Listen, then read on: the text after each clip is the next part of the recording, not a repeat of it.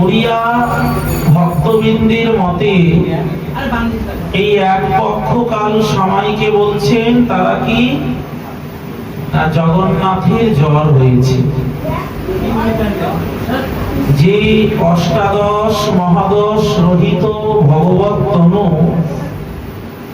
যার অঙ্গ শ্রীঅঙ্গ সচ্চিত আনন্দময়, সেই ভগবানের তো এই জাগতিক জড়ব্যাধি হতে পারে না। ভগবানের কি জাগতিক কোনো জড়ব্যাধি হতে পারে? আমরা যে রোগের শিকার বা আমরা যে সমস্ত কারণে শারীরিক অসুস্থতার শিকার হয়ে, সেই কারণ তো ভগবানে পৌঁছাবে না। যার নাম নিলে জীবের অচ্ছেদ্য ভববন্ধন সেও ছিন্ন হয়ে যায়। যার নাম নিলে জীবের ভবব্যাধি দূর হয়ে যায়, সংসার বন্ধন মুক্ত হয়ে যায়। তাহলে সেই ভগবানের কি করে এই জড়া ব্যাধি, এই জাগতিক ব্যাধি জ্বর হতে পারে?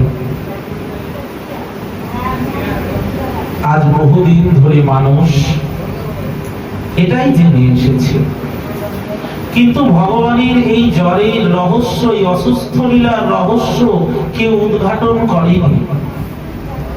ভগবানের অসুস্থ লীলার, অসুস্থতার কারণ কি উদ্ঘাটন করেছেন আমার মহাপ্রভু। আজ গৌড়ীয় বৈষ্ণব গ্রন্থ সম্ভারের মধ্যে অন্যতম গ্রন্থ সম্ভার,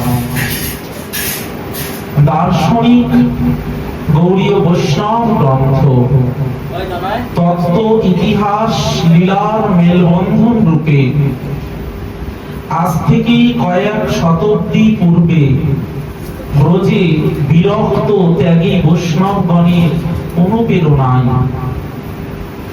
কৃষ্ণদাস কবিরাজ গোস্বামীপাদ এক অনবদ্য গ্রন্থ রচনা করে বৈষ্ণব জগৎকে উপহার দিয়েছেন।